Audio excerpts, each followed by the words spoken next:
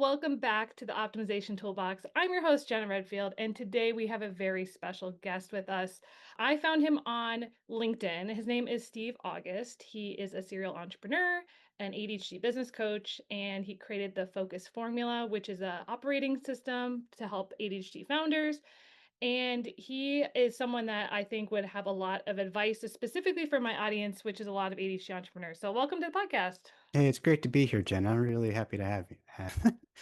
Oh my gosh, it's great to be Make your here. own podcast. No worries about it Yeah. all the time because I'm a host. And so it's like Mhm. if I go on somebody else's podcast, I'm like, oh my gosh. So Yeah. I actually found you on LinkedIn. I don't even know how I found you, but you said ADHD entrepreneurs, and I was like, I'm going to follow this Mhm. person. So can you tell us a little bit about your story and how you got into this world and maybe your ADHD story to start? Yeah, I mean, I think they parallel or they merge at some point. They Yeah. were always there together. I just wasn't aware that the ADHD part was going on at the same time as all the entrepreneuring was going on. So my back history is I've been an entrepreneur for 20 plus years. I had a startup in the market research software business that I took from idea to exit and started from just in our house to a couple guys in an accelerator to winning an angel investing competition, raising a Mm, little bit of money, and then taking it in fits and starts and getting it to a successful multi-million dollar exit in 2014. So it's been 11 years since that magic moment. Then after that, I worked for the company that acquired us and was originally the chief innovation officer, but then they were owned by private equity. So what private equity does, it bought a bunch of other companies in the same space, called them integrated, and then sold them to a bigger private equity company. And so somehow in that transaction and that transition, I ended up being CMO of a $100 million company and 400 people and answering directly to a private equity board. So I've seen the entrepreneurial journey from people in a room to being in a boardroom in London yeah. and having to answer to a private equity board. So that's a big leap. How did you, obviously with ADHD, how did you handle all that transition and the growth?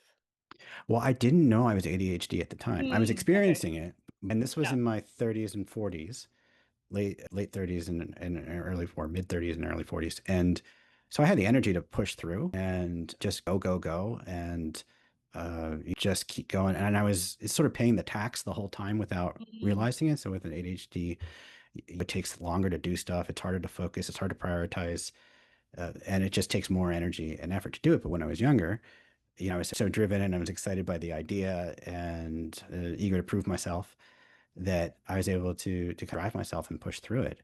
And then got to the end in around 2017, and I was like, I'm really done. I have mm, 850,000 miles on Delta that I earned and never had the mm, ability to spend because I was always mm, going and traveling all over the place.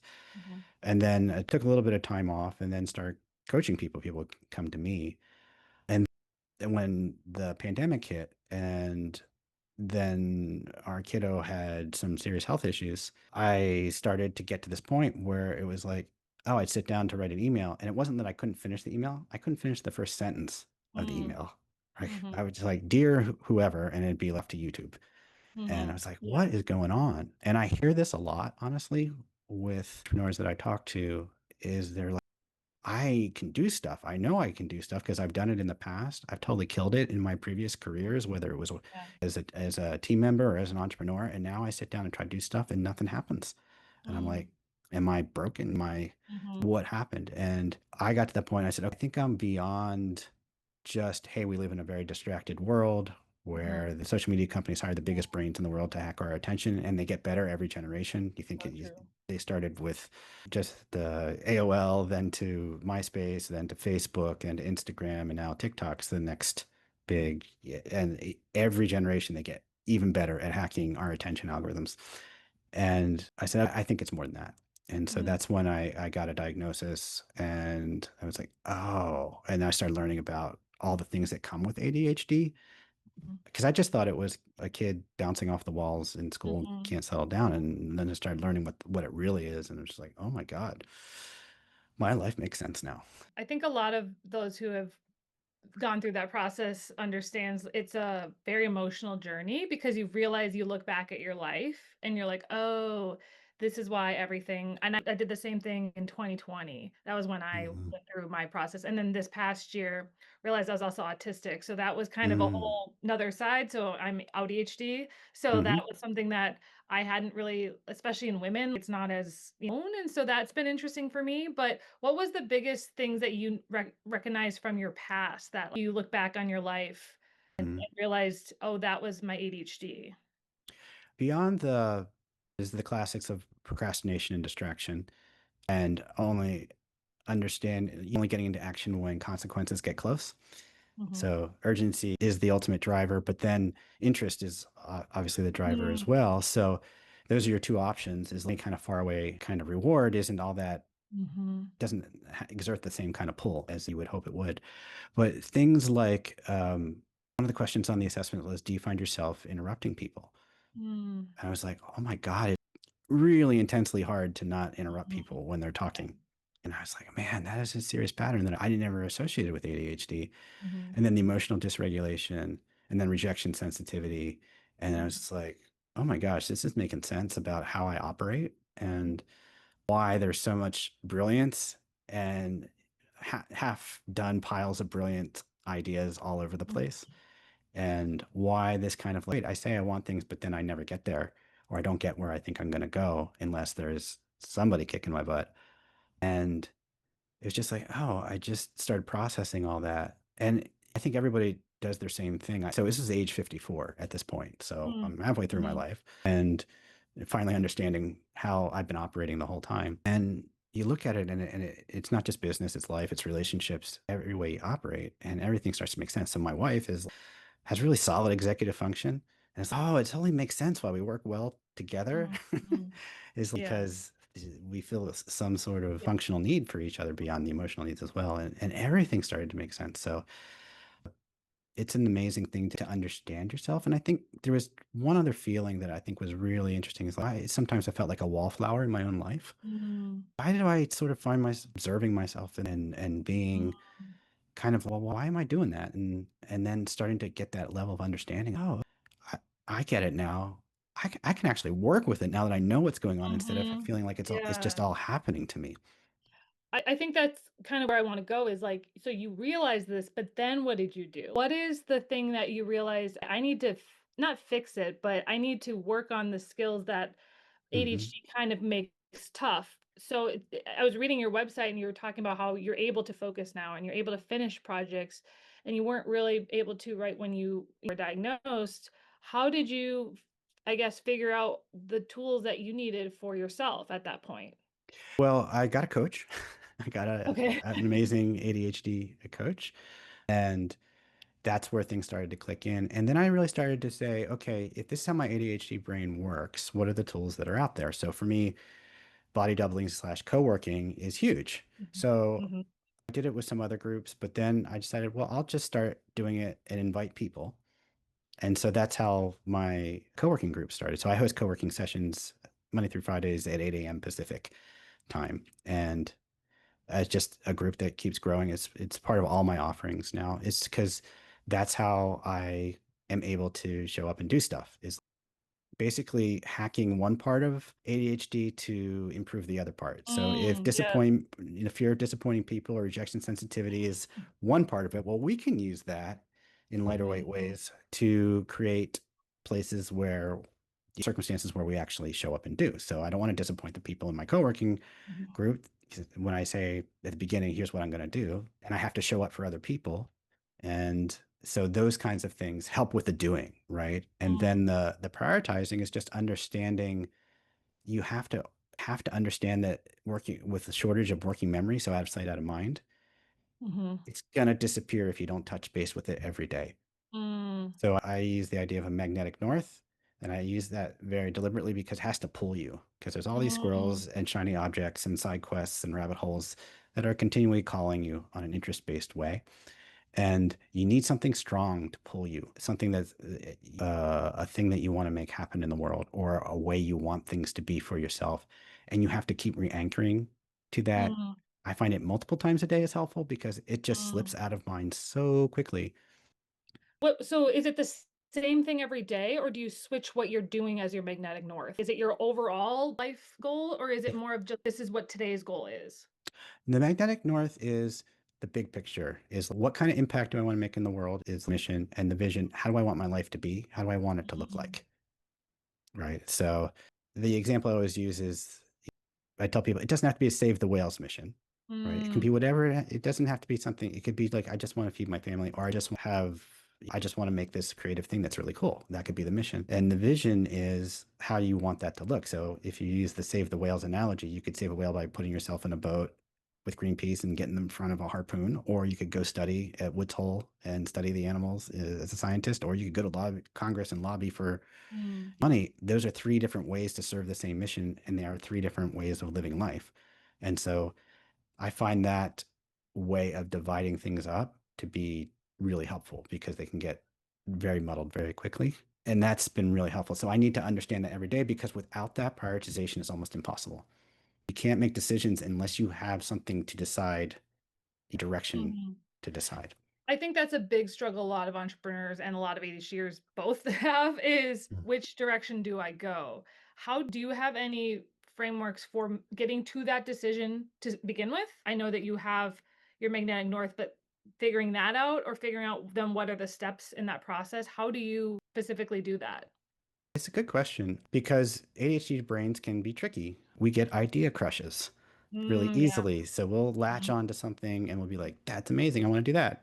mhm, And or we'll borrow somebody else's why.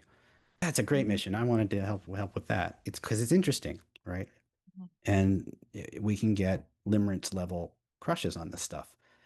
And so there's an exercise. What is the thing that's just not just a mental exercise? So some of it's a somatic experience. Feel it in your body. Like my coach, mhm. Paula Angerbretson, who's I think I know her. she's on Yeah. YouTube as on Busy Being Awesome, and I she's think she great. lives in my town, I think. She is in Minnesota. That's Yeah, right. I we Yeah. messaged on Instagram. I was like, "Wait, I know that name. I've never met her, but I know who she is. That's You amazing." guys should Yeah, connect. She's sure. amazing. She has this idea of the full body yes. Mm, So how do you, instead of, it's really easy to get an intellectual charge out of something, but can you feel it other places in your body? Can you, so getting out of your brain sometimes. I find a really good test is what are you willing to be uncomfortable for? mm, What are you willing to get out of your comfort zone? What are you willing to risk rejection for?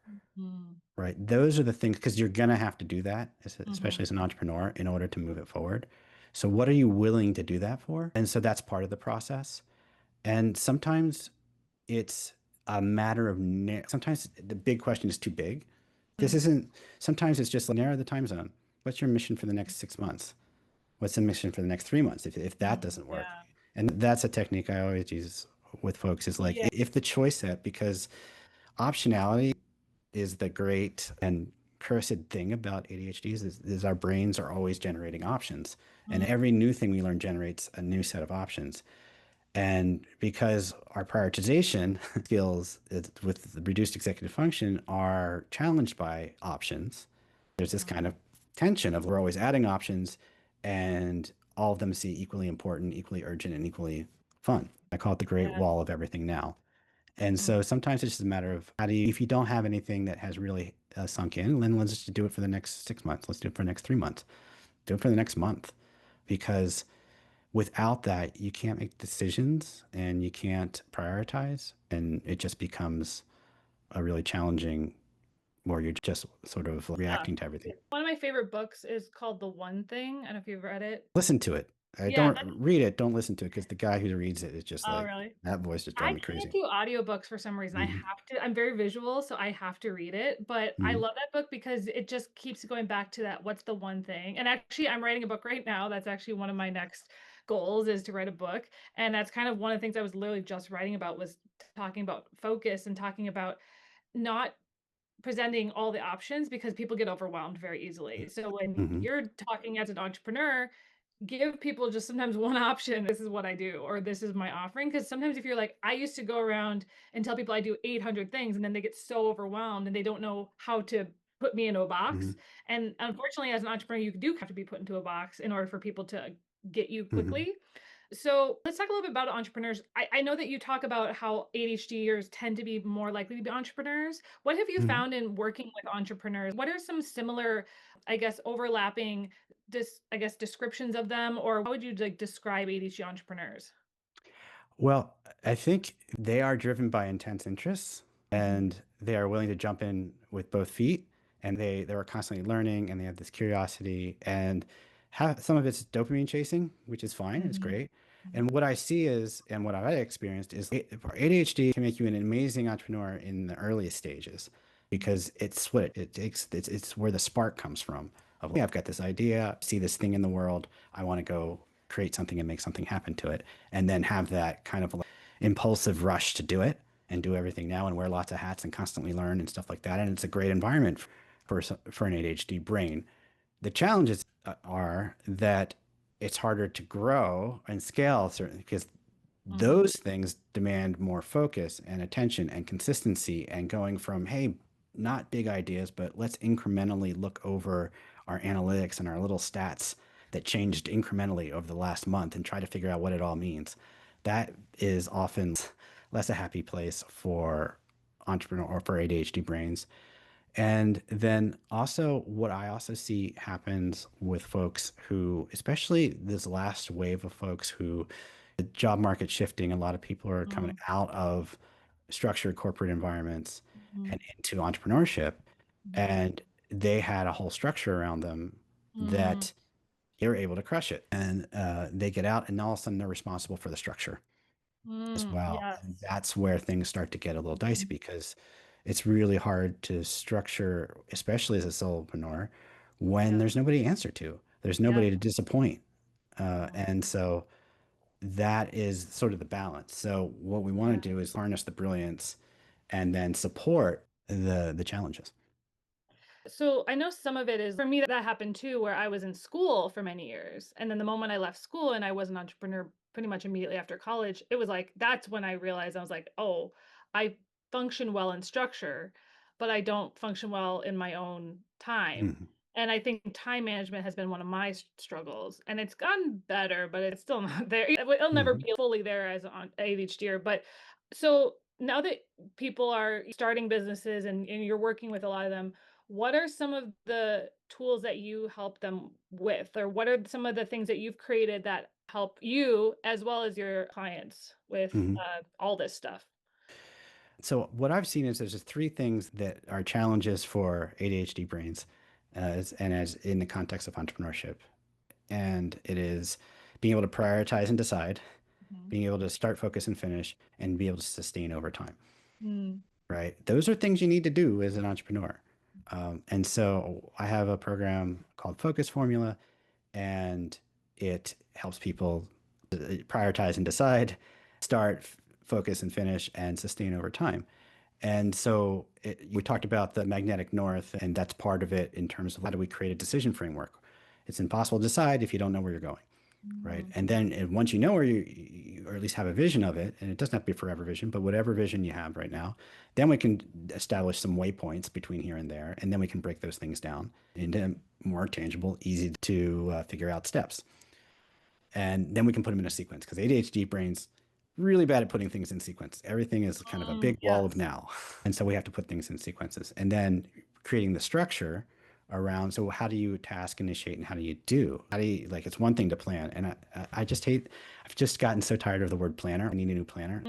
Yes. Planning's just one part of it. We can plan awesomely, but it doesn't Mhm. mean we're going to do it. So the doing is really key. So it's decide, do, and sustain is the idea, Mm, right? So mhm, decide, that's one, we help people with decision making and prioritizing. Then it's the doing. What do we do? Well, the co-working for me is the big thing, but also understanding when are you going to have the best chance of doing, right? So mm, if you me, 57 now, I know that I have about 2 hours of really peak executive function each day. Now I can, some days are better, some days are worse, but oh, I have a 2 hour window. So I just think about it as almost a 2 hour workday. So that's how I start thinking about it's my version of time blocking is what goes in, what's so important that it gets in the 2 hour workday window, mhm. and then there's everything else, right? So you kind of Because have priority. So it's kind of like thing that you need to get done that day, you put in that 2 hour, or how do you decide what goes in that 2 hours? so I we just take it back from the magnetic north, the waypoint. What's the rock? What's the thing that's in the way? and we turn Mm, that into the thing that needs to, when we slice it down really thinly, and then they turn into a project, and the project has tasks, and then it goes mm, into the week. And I have a dashboard mm. tool called X Tiles, Okay. and it's just a one-page dashboard that includes all this stuff. And then I drag it over, just drag the tasks into my 2 hour workday. I have Monday, Tuesday, Wednesday, Thursday, Friday. And I don't integrate my calendar, which is really interesting Mm, because I realized mhm, that's why I have a dashboard instead of a calendar, because mm, calendars show you their time allocation. But doing that, they can hide priority. And all I want to see mm, is priority. And that's what I use the dashboard for, is because priority is so easy to lose sight mm, of. If it's not in front of you all the time, then it's mhm, really easy to lose it. And that's how we do it. And I know that because of time blindness, I'm not going to be able to estimate totally mhm. well. And some days I'm going to be really on it with my executive function. And some days it's going to be a battle. Yes. Like there's no, everything's pretty variable. And what I also do is just think about it as everything comes down to how the week is, right? Because the Mm, week is the container. Quarters and months, quarters and years way too far out. Days are too variable. Weeks mm, are where you can, if you have a good week, which is like, hey, did you identify the right things to work on? Did you actually work on them? And did you meet your brain where it was that week? That's a good mm, week, right? mm, And so whatever you get out of that. And so that's what's really been really impacting people. I see people going through programs, and the focus point is the first step. And then I have an accelerator program for people who want to keep going. But I see them saying things like, I got more done in my last mm, 25 minutes than I did the last 4 months. mhm. Uh, Yeah, for sure. and I see, oh, I actually went to an acupuncture appointment and I actually enjoyed it because I was able to relax because I was on Mm. top of things. One of the things that I have struggled with as somebody who teaches ADHDers is one of the things that happens is I have a system and people don't always fit it in their brain. How do you deal Mhm. with people that have specific ways that they do things, and how do you encourage people to find their own systems for what works for their brain? So I always think about it as principles first, right? So I love my dashboard. It's very manual, but it's very Mm, simple. And I specifically made it that way because one of the things about it I determined was it can't be its own distraction, yes. right? Yep. Tools turn Mhm. into be their own because you end up Yeah. going down the rabbit hole of tweaking the tool.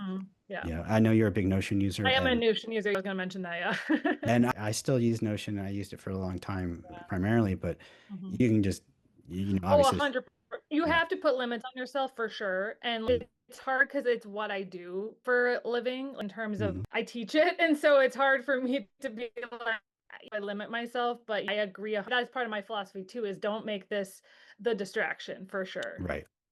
But that's the Yeah. principle, right? Is the principles is you have to have a magnetic north. You have to understand where you're going to have the best success in doing. And you have to have the same process and a rhythm and a cadence for the week. And how you specifically do that, if you like my dashboard, have at it, right? But if it's not the right thing for you, if you prefer paper, you got to try it out. So I want to be a paper person because I would love to have it in my physical environment. So I bought this thing on Facebook called Minimal Desk Setup or something like that. And it was like this Okay. beautiful set of cards, and you could fill it Mm, out, and it came with its own little fancy graphite pencil, and it had a little mhm. wood block where you could prop the cards Yeah. up. And I was like, this is beautiful. This will be perfect.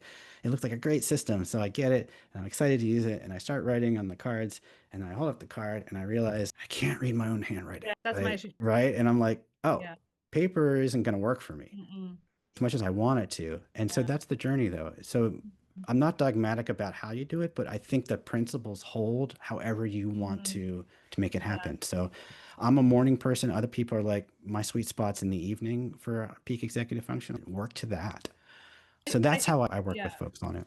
I think that's why it's important not to give universal advice, and that's something Hmm. that I'm learning over the years is just because it works for you doesn't mean it works for everyone, but it is a good idea to be like, "This is how I do it." This is if you wanna try some people have found that my systems work for them, some people have found they don't. So it's like really just depends on the person, and so I think having at least a way to start is a really good way, and then what I always tell people is figure it out for yourself. Figure out pay attention to what works and what doesn't work, in your own systems and the tools that you're using. So you work with people in a group setting. Can you talk about some of the things that you do or some of the things that you teach the people that you're working with? So I work with people on two levels, right? One is the helping them create their ADHD OS or their weekly OS so that they can because that's the root thing. That was like my Mhm. epiphany Yes. is the root of my progress is going to be how well I work with my ADHD brain, right? Because that's going to affect everything I do. And so the more I understand it, the more I work with it. So first level is like, are we getting your ADHD brain? Are we getting the systems in place so that you can navigate a week and feel like you made progress and get to the end of it and look back and say, hey, it was messy, but I moved the most important things done and Mhm. forward. And then on the business level, then I like to try to think about how do I make a business less distracting for people? How do I dial it in? So it's basically, do you know who your 10x customers are? The Mm. customers you would like 10x more of, whatever that number Mm. is for you. And so if you know who those people are, you know their pain, you know their symptom language, you know what it is you're solving for them and how to solve it, then do you have your stupidly good offers that if it's the right person, they'll be like, it's almost stupid if I Mm. just say no to that. Mhm. And do you have a way of then getting them consistently to you in some sort of systematic way? And basically, that's business in a Yeah. nutshell, right? And so we have in my ADHD Entrepreneur Accelerator program, I've got two levels. One's called Spark, and that's for people going from 0 to 100K, and one's called 2X, and that's for people who are 100K and trying to get to their next 500K in revenue. And so there's at the beginning, it's about figuring that stuff out, figuring out who's your 10X customer, what's your offer, what are your hypotheses, and then in the 2X, it's more about how you're going to build systems and team around that to get to that next level. I love that because I think there are different levels of entrepreneurs. And I think that there's a lot of people brand new to the space of entrepreneurship. What would you say is the biggest struggle when people are first starting out and can they even make it go of entrepreneurship? What would you say is the biggest struggle that specifically ADHD entrepreneurs have, and how do you help with that? Yeah, so I think the biggest struggle, again, we'll take it from the two levels. Mm. On the ADHD level is just structuring their weeks and moving Yes. the right things forward and Hmm. not being so ADHD brains I find to be especially reactive, right? So Mm. we're reactive to the exterior world, of course, but Mm. we're also constantly churning ideas and stuff. So we're always reacting to what's going on in our brains too. And moving forward in business is like how much can you get into a proactive state versus a reactive state, Mm. right? And so we have to work at that level. Is like, what are you really trying to do here? And so what's your next step? And so at the beginning, where ADHD folks who are very idea driven are like, I have this idea and I want to go out and sell it and do the thing. And I say, that's great. But the first thing we got to figure out is like, I know Simon Sinek says start with why. I always say start with who, because especially I coach a lot of B2B folks, is like, Mhm. if there's no pain that you're solving, or there's not an urgent enough, what Perry Marshall calls that bleeding neck pain, there's no sale, right? And Mhm. so that idea that you have has to match up with the pain. So that first kind of time is getting from the, oh, I have the idea and I'm going to go out and try to sell it. Let's have some hypothesis about who this is actually for, what pain you're solving, what you're going to need, and then let's go talk to those people, as many Mm. of them as you can in the right way so that you're understanding if you're hitting the mark or not. Because ultimately, and what I tell people is if they say that's cool or interesting, you're not there. If they say, Yeah, can I have that's so that good. or how Yeah. much? Now you've got that. That's such a good distinction, and I have a lot of friends who are entrepreneurs. They've been entrepreneurs for a couple of years or maybe a couple of months, and I'm like, "I don't know if your offer is like, I need it." It's maybe Yeah. more of a want.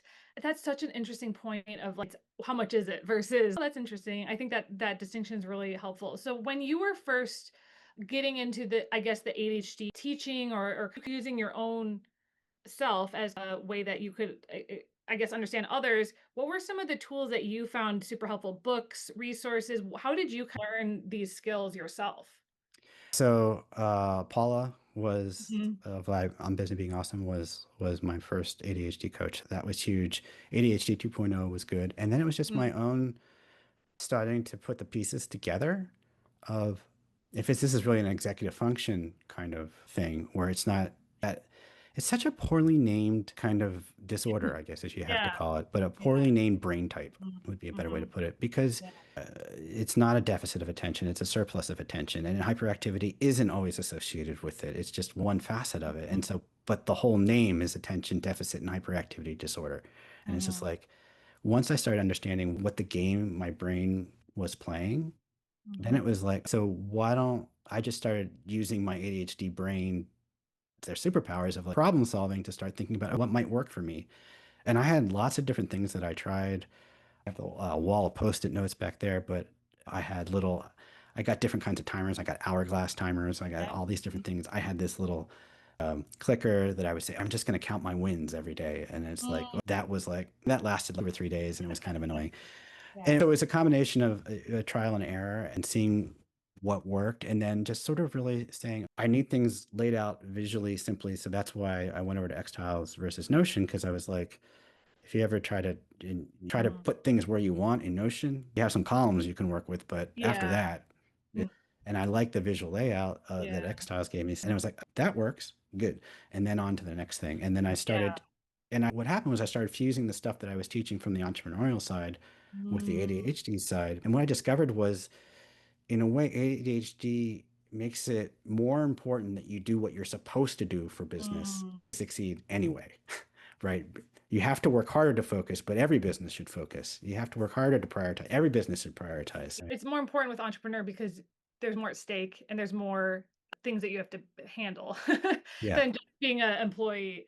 So, one last thing I wanted to ask you about. So, you've been starting your own creator journey as well on LinkedIn. And what has that been for being the person behind a brand and growing that and marketing yourself? How have you done that and what is your goals with that? It's been interesting because I was also put up as a face of my company when I was in a startup, Yeah. and then when my company was bought, they made me a mascot too. I was literally on a mug.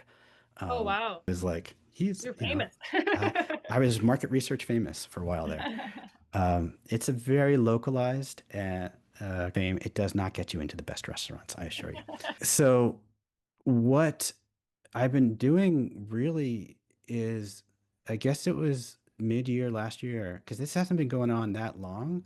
From now that I think of it, is I really started to pivot last year from just being pure entrepreneurial startup guy to just starting to talk about my story. And that's where it started. Is I'm just going to start being me, like Mm, 56, 57. I don't have anything to lose anymore. I, but what happened was I started coming from a very authentic place. For the first time, I really got myself.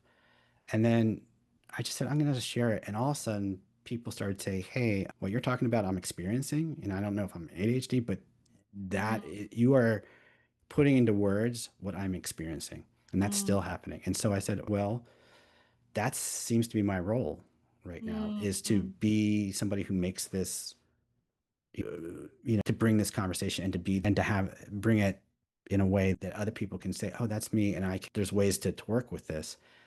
And so I just started with my email list and then I just started writing on LinkedIn and posting because LinkedIn's been my platform for a while. mhm, mhm, And so I've run my favorite lead magnet for most years was the quiz. mhm, And so I had a quiz when I was like, what's your founder type was one of my quizzes. And that was really successful on LinkedIn and helped me grow a lot of business. And so I just started writing and then I started the newsletter because I thought, well, if I post, just go disappear after a while, they just go into the mhm, ether. But the mhm, newsletter, it hooks into SEO. And apparently, since Microsoft is in bed with OpenAI and mhm, LinkedIn is part of Microsoft, mm. that SEO gets piped into ChatGPT as well. Interesting. And because I've had people say, oh, I asked ChatGPT and your name came up. Oh, that's interesting. I Yeah. know that there's a whole thing now about it's called GSEO, I think, or GEO, which is generated optimization. So how do you get search results in ChatGPT? That's interesting. That's because you're using Microsoft as a tool. That is, I never thought about that. That's interesting. So that's what somebody told me because I was like, how did that happen? And somebody told me I came up in Gemini as well. So Hmm. It's it's, SEO in general. It's yeah, the content that the web is crawling in general, which is why I yeah. think it's still important to produce content because even if it's a different way people are searching, they're still finding it. And so I just started doing the newsletter and just getting into writing more. And so what I would do is, there's good things about the LinkedIn newsletter and there's things that aren't as good. So what it is good for is having it be like if somebody finds you, they can just quickly Mhm. find all the stuff you've written. Yeah. The SEO is there. When they're on the newsletter, they get notified several different ways. So some of them Mm, get emails, some of them pop up in the feed, and people get in their notifications, hey, Steve just published a new thing mhm. ADHD entrepreneurs. And what it also does is it shows you the list of who signed up. You can't do much with the list. You can't search it, or you certainly can't export it, of course. But what you can do is message people. And Mm, so what I do is just say, hey, thanks for signing up. If you don't mind asking, what made you want to sign up? mm. And all of a sudden, you do that consistently enough, and all of a sudden, you're in a lot of different Yeah. conversations. And And so, you're getting not only leads, but also information about what people are struggling with. Because I think that's exactly. hard is figuring out what do people want to hear from me. And so that would be the cycle. And then some people I would get on the phone and I'd sort of do my own Mm, talk or talk my own talk. It was like have those customer conversations, those almost jobs to be done. And I have a way of teaching people how to do that. And so I used it, and it was just basically, okay, let's have the conversation. And I have my AI note mm, taker mhm. transcribing it. Yes. And then I'd take it over to ChatGPT and say, tell me, pull the killer quotes. What are the Yes. summarize the key challenges? Mhm. And then that quote becomes a subject line, That's so good. right? I love ChatGPT. I use it for everything, Yeah. and it's been such a game changer. I think my newsletter this week was ChatGPT is my executive function because I feel like it is a helpful thing for people to. It's been so many times in my life where I couldn't figure something out, and now it's like I don't get as stuck anymore because it's a Yeah. tool that can help me through those moments. I'll ask one last question. Is there any last advice? I know we've covered a lot of topics we haven't covered that you want to talk about before we go? Because I know we have to wrap up. Is there anything that we didn't get to that you just want to Mhm. make sure people know or want to, I guess, teach them? I think the thing that I would just say is I encounter a lot of people who are like, I think I have it, or I've been Mm, experiencing this, but I'm not officially diagnosed. And I would just say two things to that. I would encourage them to take that next step, whatever mhm, that is for them, whether it's go to one of the more formal ADHD association sites and take some of the diagnostics they have there, or make an appointment with your doctor, because there is benefit in knowing, even if you yeah. decide not to take meds or anything, but just to know Yeah. this is how my brain's working, because it's a game changer in life to know Yeah. better how you're working. And I think there was a second thing that I had, but that was the major thing. And it's sort of just slipped my mind. So I'm coming out of the ending the interview just as well as I Yes. started it off. Yes. No, you're good. If you think of it, I'll add it to the newsletter. But I think Mhm. that for me, I also got my official diagnosis this year, the autism one for sure. And because I was like, I can't just go around saying, I think I'm autistic. I had to officially be diagnosed in order for me to feel good about saying that. But I do think self diagnosis for the most part is valid. But I do agree that getting Mhm. it looked at by a professional really gives you more ownership of your label, I guess. It is a new label for a lot of people, and some people are Mhm. very hesitant to tell people that they're ADHD, but I think it's becoming more widely accepted. So I do think that people that talk about it openly are making Mhm. it easier for people to feel like they're part of a community, honestly. I feel like that's a huge part of it. Is there anything, I don't know if that triggered anything for you, but Yeah, that's so because true. that was one of the things about the co-working that I have is that people say, "Hey, I'm in my tribe," Yeah. because they come into a group of people and they don't have to. Everybody understands what's going on, right? They don't have to mask, you know? Exactly. Mhm. And there's such weight in masking and in Yeah. having to present a certain way. And there are people come in and say, today I crush it. Other people that know my brain's all over the place today. Mhm. And everybody's like, totally gets it and understood. And to be with people who get it and understand you and are like, get it, awesome. Yeah. And you still think you're cool. So That's so great. So, if people want to follow and connect with you and take the next step, maybe work with you, where do we find you online? What are the best platforms for you? LinkedIn is my main platform. And then my website is steveaugustcoaching.com. Perfect. Awesome. Well, thank you so much, Steve, for coming. This is such a great conversation. I'm sure a lot of people listening will love to learn all about this. So, thank you so much. And I'll see you guys next week. Bye.